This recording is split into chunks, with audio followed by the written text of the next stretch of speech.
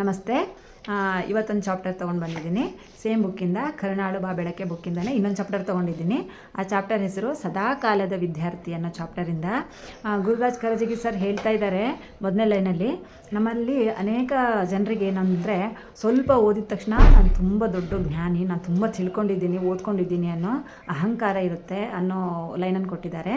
ಅದು ಮತ್ತು ಅದೇ ಥರದ್ದೇ ಒಂದು ಇದು ಏನು ಸ್ಟೋರಿ ಇದು ನೋಡೋಣ. ಒಂದು ಬಾರಿ ಒಬ್ಬ ಗುರುಗಳು ಮತ್ತು ಶಿಷ್ಯರು ಇರ್ತಾರೆ. ಅವರಿಬ್ಬರು ಗುರುಗಳು ಮತ್ತು ಶಿಷ್ಯರು ಹತ್ತಿರ ಆಶ್ರಮದ ಹತ್ತಿರ ಇರೋ ಒಂದು ನದಿ ಹತ್ರ ಹೋಗ್ತಾರೆ. ಹೋಗಿ ಅವರ ನಿತ್ಯ ಕರ್ಮಗಳನ್ನು ಮುಗಿಸಿ ನದಿ ತೀರ ಇರುತ್ತಲ್ಲ, ನದಿ ದಡದಲ್ಲೇ ಕೂತ್ಕೊಂಡು ವಿದ್ಯಾರ್ಥಿಗಳಿಗೆ ಪಾಠ ಪ್ರವಚನ ಎಲ್ಲ ಮಾಡ್ತಾ ಇರ್ತಾರೆ. ಆವಾಗ ಅದರಲ್ಲೇ ಕೂತು ಮಕ್ಕಳಿಗೆ ಹೇಳೋದ್ರಿಂದ ನಿಸರ್ಗದಲ್ಲಿ ಕೂತ್ಕೊಂಡು ಹೇಳೋದ್ರಿಂದ ಆ ಪ್ರಕೃತಿಯ ಮಡಿಲಲ್ಲಿ ಮಕ್ಕಳಿಗೆ ತುಂಬ ಖುಷಿ ಆಗುತ್ತೆ, ತುಂಬ ಇಷ್ಟ ಆಗುತ್ತೆ. ಆಮೇಲೆ ಆ ಗುರುಗಳು ಅಷ್ಟೇ ತುಂಬ ಚೆನ್ನಾಗಿ ಮಕ್ಕಳಿಗೆ ಅರ್ಥ ಆಗೋ ಥರ ತುಂಬ ಚೆನ್ನಾಗಿ ಪಾಠ ಮಾಡ್ತಾ ಇರ್ತಾರೆ. ಆವಾಗ ಗುರುಗಳು ಪಾಠ ಮಾಡೋ ಶೈಲಿ ಅಂದರೆ ತುಂಬ ಇಷ್ಟ ಅವರಿಗೆ, ಆ ಗುರುಗಳು ಅಂದರೆ ತುಂಬ ಇಷ್ಟ. ಆವಾಗ ಆ ಗುರುಗಳು ಹೇಳ್ತಾರೆ, ನಾವೆಲ್ಲ ಭಗವತ್ ಶಕ್ತಿಯ ಒಂದು ಕಿಡಿ, ಸರ್ವವ್ಯಾಪಿ ಭಗವಂತ ಎಲ್ಲರ ಹೃದಯದಲ್ಲೂ ಇದ್ದಾನೆ, ಪ್ರತಿಯೊಂದು ಜೀವರಾಶಿಯಲ್ಲೂ ಭಗವಂತ ಇದ್ದಾನೆ, ಪ್ರತಿಯೊಂದು ವಸ್ತುವಿನಲ್ಲೂ ಭಗವಂತ ಇದ್ದಾನೆ ಅಂತ ಹೇಳಿ ಪ್ರತಿಯೊಂದರಲ್ಲೂ ಭಗವಂತ ಇದ್ದಾನೆ ಅಂತ ಮಕ್ಕಳಿಗೆ ಪಾಠ ಹೇಳ್ತಿರ್ತಾರೆ. ಆ ಪಾಠ ಎಲ್ಲರ ಮಕ್ಕಳಿಗೂ ತುಂಬ ಇಷ್ಟ ಆಗುತ್ತೆ ಆ ಪಾಠ.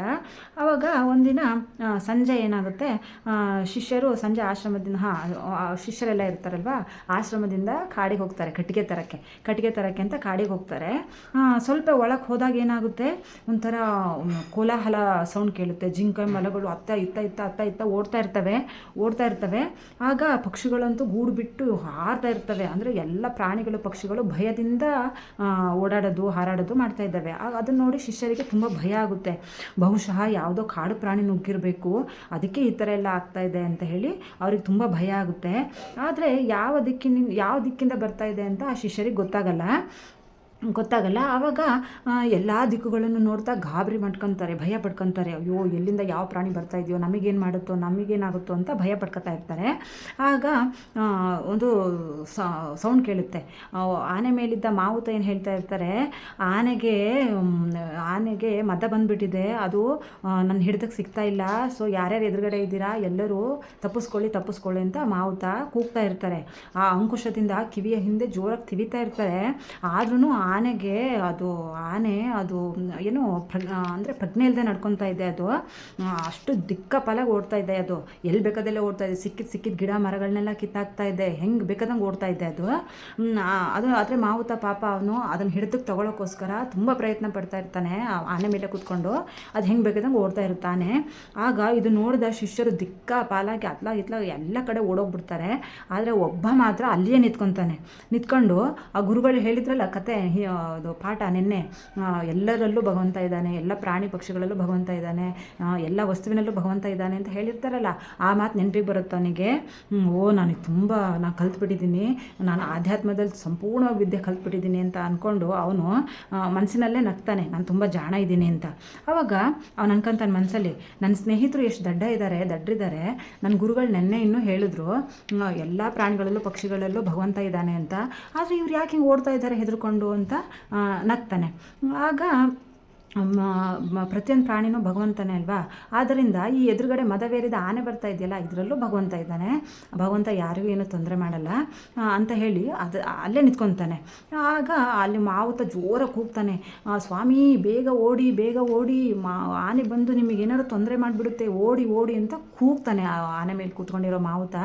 ಆದರೂ ಇವನು ದಾರಿ ಬಿಟ್ಟು ಹೋಗೋದೇ ಇಲ್ಲ, ಆನೆಗೆ ಅಡ್ಡ ಆಗಿ ಹಾಗೆ ನಿಂತ್ಕೊಂಡಿರ್ತಾನೆ. ಆದರೆ ಅವಾಗ ಅನ್ಕೊತಿರ್ತಾನೆ ಇವನು, ಪಾಪ ಮಾವುತ ಅಜ್ಞಾನಿ ಇರಬೇಕು, ಅವನಿಗೆ ಬುದ್ಧಿ ಇಲ್ಲ, ಅವನಿಗೆ ಆ ಆನೆಯೊಳಗೂ ದೇವ್ರಿದ್ದಾನೆ ಅಂತ ಆ ಮಾವುತನಿಗೆ ಗೊತ್ತಿಲ್ಲ ಅಂತ ಹಾಗೆ ಅಂದ್ಕೊಂಡು ನಕ್ಕಂತ ಆ ಆನೆ ಎದುರುಗಡೆ ಹಾಗೆ ನಿಂತಿರ್ತಾನೆ ಅವನು ಶಿಷ್ಯ.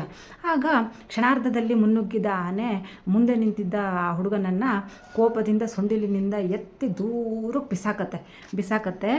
ಆಗ ಅವನಿಗೆ ಎಚ್ಚರ ಆದಾಗ ಅವನು ಎಲ್ಲಿರ್ತಾನೆ, ಆಶ್ರಮದಲ್ಲಿರ್ತಾನೆ. ಆವಾಗ ಅವನ ಮೈಯಲ್ಲಿ 5-6 ಮೂಳೆಗಳು ಮುರಿದೋಗಿರ್ತವೆ, ದೇಹವೆಲ್ಲ ರಕ್ತ ಅಂದರೆ ಎಲ್ಲ ಕಡೆನೂ ಬ್ಲಡ್ ಬರ್ತಾ ಇರುತ್ತೆ, ಅವನು ಬದುಕಿ ಉಳಿದಿದ್ದೇ ಹೆಚ್ಚು. ಆವಾಗ ಅವ್ನು ಕೇಳ್ತಾನೆ, ಗುರುಗಳೇ ನೀವು ಹೇಳ್ಕೊಟ್ಟಿದ್ದ ಪಾಠನೇ ಅಲ್ವಾ, ಇದ್ಯಾಕೆ ಹಿಂಗಾಯಿತು, ನೀವು ಹೇಳಿದ್ರಿ ತಾನೆ ಎಲ್ಲರಲ್ಲೂ ದೇವರಿದ್ದಾನೆ, ಎಲ್ಲ ಪ್ರಾಣಿ ಪಕ್ಷಿಗಳಲ್ಲೂ ದೇವರಿದ್ದಾನೆ ಅಂತ, ಮತ್ತು ಆನೆಯಲ್ಲಿ ದೇವರಿದ್ದಾನೆ ಅಂದಮೇಲೆ ಅದು ಯಾಕೆ ನನಗೆ ತೊಂದರೆ ಕೊಡ್ತು ಅಂತ ಆ ಶಿಷ್ಯ ಗುರುಗಳನ್ನು ಕೇಳ್ತಾನೆ. ಆಗ ಆ ಗುರುಗಳು ನಗ್ತಾ ಹೇಳ್ತಾರೆ, ಅಲ್ಲಪ್ಪ, ಆನೆಯಲ್ಲಿದ್ದ ಭಗವಂತನನ್ನು ನೀನು ಗುರುತಿಸಿದೆ, ಆದರೆ ಮಾವುತ ನಿನಗೆ ಕಾಣಲಿಲ್ಲವೇ, ಮಾವುತ ನಿನಗೆ ಭಗವಂತನ ರೂಪದಲ್ಲಿ ಬಂದು ಓಡು ಓಡು ಓಡು, ಆನೆ ಬಂದು ನಿನಗೆ ತೊಂದರೆ ಮಾಡುತ್ತೆ ತಪ್ಪಿಸ್ಕೊಂತ ಅಷ್ಟು ಕೂಗ್ತಾ ಇದ್ರು ನೀನು ಅಲ್ಲೇ ನಿಂತಿದ್ಯಾ ಅಲ್ವಾ, ಮಾವುತನಲ್ಲಿರೋ ಭಗವಂತ ನಿನಗೆ ಕಾಣಿಸ್ಲಿಲ್ವಾ, ಮಾವುತನಲ್ಲಿರೋ ಭಗವಂತ ನಿನಗೆ ಕಾಣಿಸಿದ್ರೆ ನಿನಗೆ ಈ ದುರ್ಸ್ಥಿತಿ ಬರ್ತಾ ಇರಲಿಲ್ಲ ಅಂತ ಹೇಳಿ ಗುರುಗಳು ಹೇಳ್ತಾರೆ. ಅದಕ್ಕೆ ಗುರುರಾಜ್ ಖರ್ಜಿಗಿ ಸರ್ ಹೇಳ್ತಾ ಇದ್ದಾರೆ, ನಮಗೆ ಸ್ವಲ್ಪ ತಿಳಿದಿದ್ದನ್ನೇ ಸರ್ವಜ್ಞಾನ ಎಂದು ಭ್ರಮಿಸಿ ಮಾತನಾಡುತ್ತೇವೆ. ಅಂದರೆ ನಾವು ಸ್ವಲ್ಪ ಕಲಿತ್ರೆ ಸಾಕು, ನಾನೇ ತುಂಬ ಕಲಿತೆ, ನನಗಿನ್ನ ಯಾರು ಜಾಣರಿಲ್ಲ, ನಾನು ತುಂಬ ಬುದ್ಧಿವಂತ ಅಂತ ಹೇಳಿ ನಾವು ಅಹಂಕಾರದ ಭ್ರಮೆಗೆ ಒಳಗಾಗ್ತೀವಿ. ಆದ್ದರಿಂದ ನಾವು ಜೀವನದುದ್ದಕ್ಕೂ ಮನಸ್ಸನ್ನು ತೆರೆದಿಟ್ಕೊಂಡು ಸದಾ ವಿದ್ಯಾರ್ಥಿಯಂತೆ ಬದುಕುವುದು ಸರಿಯಾದ ಮಾರ್ಗ ಅಂತ ಹೇಳ್ತಾ ಇದ್ದಾರೆ. ಹೌದಲ್ವಾ, ನಾವು ಜೀವನದಲ್ಲಿ ಎಷ್ಟೋ ಸರಿ ಯಾವುದೋ ಒಂದು ವಿಷಯ ಯಾರೋ ಏನೋ ಹೇಳಿದ್ರು ನಾವು ಕೇಳಲ್ಲ, ನನಗೆಲ್ಲ ಗೊತ್ತಿದೆ, ನಾನು ತುಂಬ ಬುದ್ಧಿವಂತ, ನಾನು ತುಂಬ ಜಾಣ, ನನಗೆಲ್ಲ ಗೊತ್ತಿದೆ ಅನ್ನೋ ಥರ ನಾವು ಅಹಂಕಾರದಲ್ಲಿರ್ತೀವಿ.